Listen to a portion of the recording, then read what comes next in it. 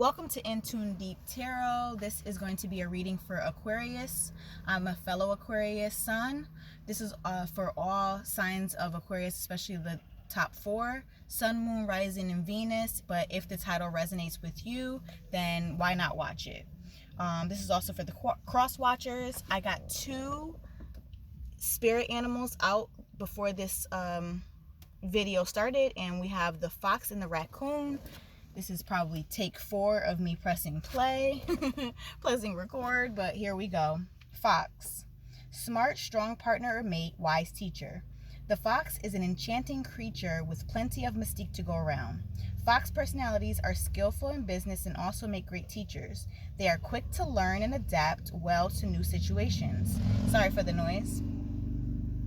Foxes are ideal life partners as they commit to relationships for the long term, and their natural charisma keeps things exciting.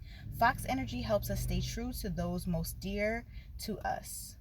When this card appears, reconnect to those you love. Foxes don't do well when they slip away. When in balance, magical, ingenious teacher, monogamous. When out of balance, sneaky, unsure of their identity. And to bring into balance, partnership and connection.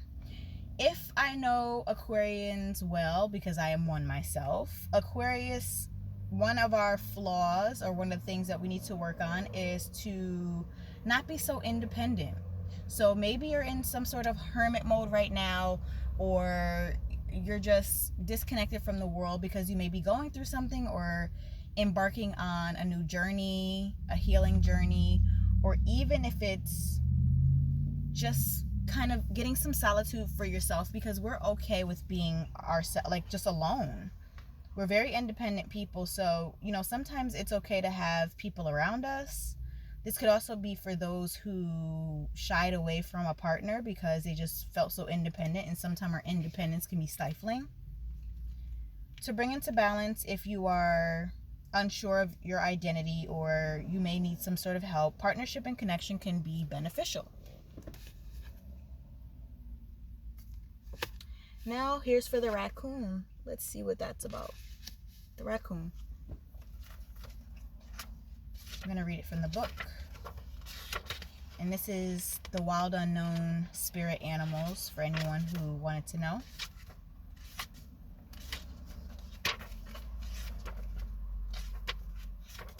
I'm looking for the raccoon. Here we go. Talented, shadowy, in hiding. Two spirit animals about hiding. Raccoon energy is at play with all artists to greater or lesser degrees. At best, it indicates talent, tenacity, and skillfulness with a particular musical instrument or creative tool. Its shadow side points to the unresolved issue around self-image and success. Sometimes using a stage name or wearing a mask, in quotes, works in an artist's favor.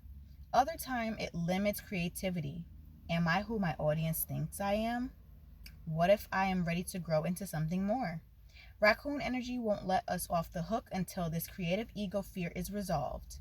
When in balance, generous friend, exceptional artist. We know that Aquarius, we rule the 11th house. We are amazing friends. We're very supportive. It's almost like, it feels like our life's mission. We love to be supportive to those because we know what it feels like to be alone and not have support, and to not feel like we're understood. We come off and feel very misunderstood most times because a lot of us are unique.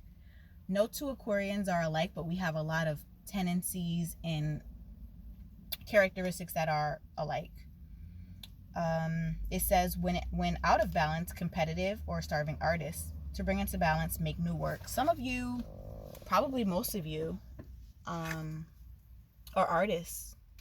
A lot of you are into the arts, make art, and this may mean that we may need to collaborate on some level. A lot of us don't like to collaborate because that can be a little tricky, but I think to bring into balance, we need to come back to society, come back to a place where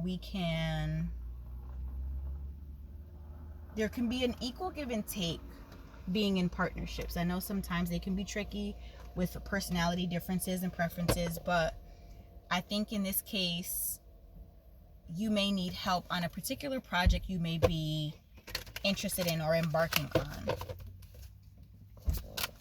Let's grab a few cards.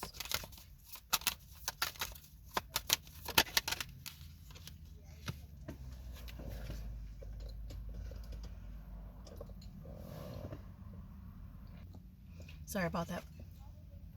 The Five of Swords. A lot of us may be in this such independent energy that we are getting ourselves all tangled in our own web. We are in creation mode. We are in a mode where we want to get to the goal, but we're creating obstacles for ourselves simply because we'd rather do it all alone. We almost put ourselves up against it for no reason. As humans, I really do believe that we really could benefit from partnership, connection. It's not needed, but and a lot of times, you know, there are some people who are more skilled at some of the things that we need.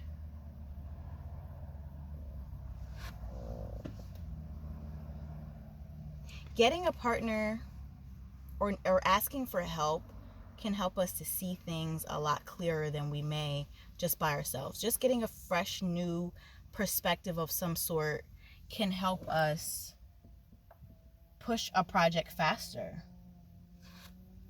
A lot of you are going into some sort of new project, and it's almost like you were at a place where you had all this steam, all this passion, excited about it, and then all of a sudden all that steam went out. All of that steam for your project went out. It's like almost like you got burned out. Offering a friend or a partner who may have been trying to collaborate with you can help, because right now you're a bit overwhelmed with your project. Maybe you've bitten off a little more than you can chew. And a lot of us can be so in our egos that we're cutting off our nose to spite our face. This card here is asking you to venture out and go where the crowd is. We all have a couple of friends that are close to us that can help us. Maybe it's not, sorry for the noise, maybe it's not a direct partnership, but maybe you can ask for some sort of advice, because there's some sort of stagnancy right now that's kind of stifling you from getting to the goal, and it's almost coming off as self-sabotage. If you want that forward movement to complete that job, to get that 9 of Cups, to get that wish fulfillment of whatever this project is, we have to ground ourselves and do what's logical. We're very logical sign. Aquarius, we're big time thinkers. Very, very smart people. Most times more in our head than we are in our hearts. Whatever this project is, it's going to be a success. It is definitely going to be a success, but we have to get rid of some of the blockages first. And that blockage can be that stubborn, I got it, I'll do it myself, I know, I can do it. Because, you know, like I said again, ego, strength is coming up again, and you know, that pulls from our polar opposite, which is Leo. We're in Leo season right now. This is creation season. We can go from the 9 of Cups to the 10 of Cups if we just kind of let our guards down and ask for necessary help that we may need. But, you know, some of us, we can be quite stubborn. And I do understand. I completely resonate with this reading as it's coming forth in front of my eyes.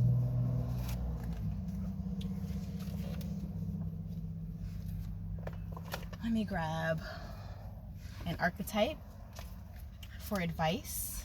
Let me grab one archetype. Here we go.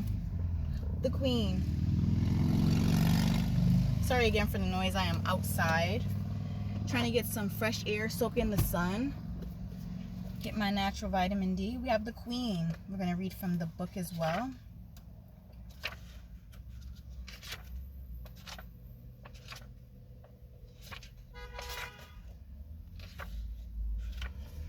The Queen, the Empress, the Mother Queen, the Sovereign. The Queen does not accept the hand of a prince, but claims the throne. Knowing the king draws near, she is a magnet for the fully embodied masculine and entertains nothing less.